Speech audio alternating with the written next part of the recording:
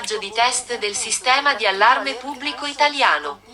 Una volta operativo ti avviserà in caso di grave emergenza. Per informazioni vai sul sito www.it-alert.it e compila il questionario.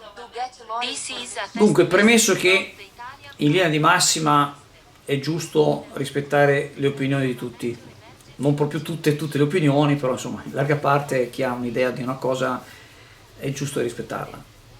E questa mattina al mercato del giovedì abbiamo registrato diversi interventi sul discorso appunto che oggi c'è stata la prima prova di questo T-Alert di livello regionale.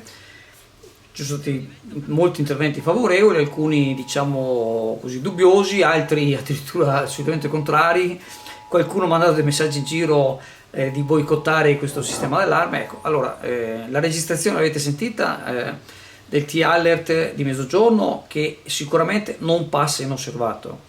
Vorrei ricordare che, però questa è un'opinione, non è una notizia, che c'è già successo anche a Chioggia, che purtroppo è arrivato un maltempo forte e in realtà anche se c'erano le previsioni meteo, anche se tutto quanto, tanta gente non era informata e ha avuto dei danni in pratica, senza contare che, come abbiamo visto, possono succedere alluvioni, possono succedere terremoti, ci sono purtroppo tante cose che possono succedere, quindi avere uno strumento che possa in qualche modo in certi casi dare l'allarme, francamente c'è un po' difficile capire tutta questa contrarietà. Qualche amico ha detto ma invece del T-Alert chiudete le buche. Non si riuscirà mai a chiudere tutte le buche, non ci sono le risorse. E qualcuno dice ma io invece di fare l'esame fra 3 mesi della sanità fatemi prima questo. Ma è sempre quello il discorso, non si può pensare come quello che dice ma non mi hanno ancora tagliato l'erba.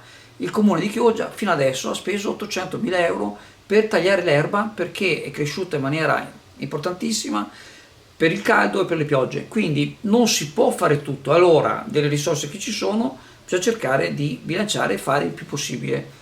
Questa dell'allarme non crediamo certo che costerà milioni di euro, saremo anche noi curiosi di sapere quanto viene a costare, ma comunque è una cosa che in questo sistema, se per caso succede un'emergenza, sicuramente non passa inosservata.